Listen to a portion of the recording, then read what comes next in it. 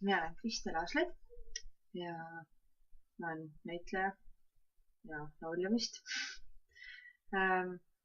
Minu kokkupuuted koolikiusamisega on olnud suhteliselt väiksed, kuna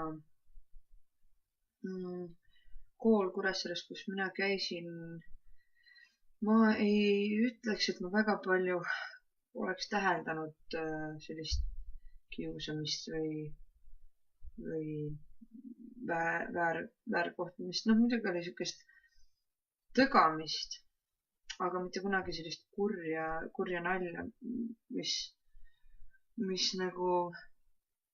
oleks võinud ennast tõlkida kuidagi niimoodi, et see kellelegi väga haiget tegi. Vähemalt need kõik samad tõgamised, mida nägin teiste peal tehtud, mida ka mulle tehti, need olid kõik pigem nagu naljaga mõeldud ja ma sain naljast aru ja me naersime kõik koos nende asjade üle.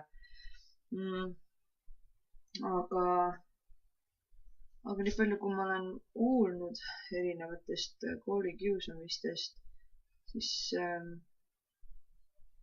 see on päris uskumatu, mis korda saadetakse ja see on kindlasti väga häiriv.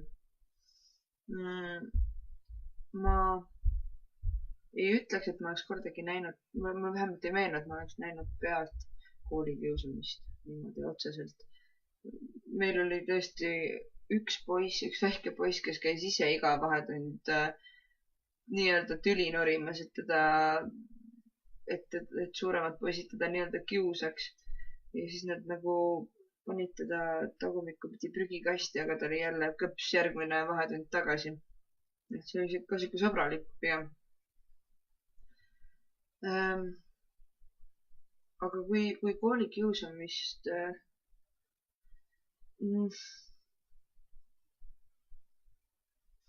kui koolikiusamisest juttu on, et kelle poole pöörduda, siis ma arvan, et kindlasti tuleb vanematega rääkida ja kindlasti tuleb rääkida oma õpetajaga.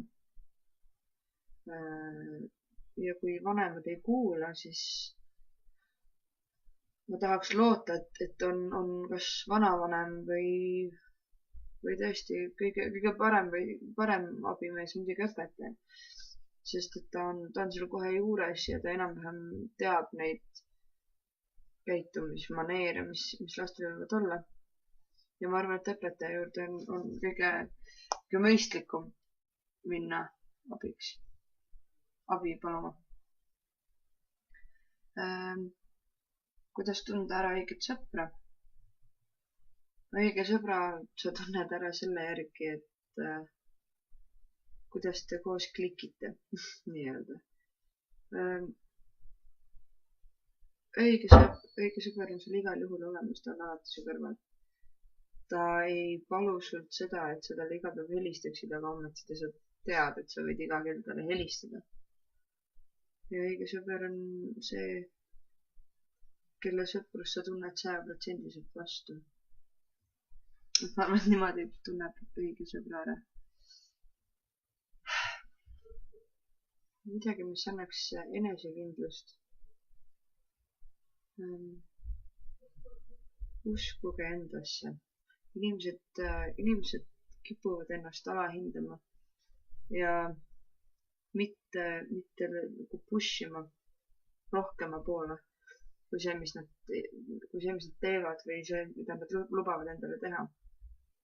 Me mõtleme ennast hästi piiridesse ja ma arvan, et me laseme ka teistel inimestel endale need piirid teha mingis mõttes.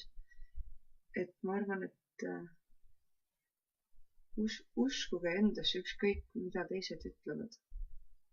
Sest et kui sa iseendasse ei usu, iseennast ei julgusta ja ennast ei kannusta, siis teistel läheb see ka väga keeruliseks. Jah. Enesekindlus on eneseusus kinni. Nii et õppige ennast usaldama ja endasse uskuma.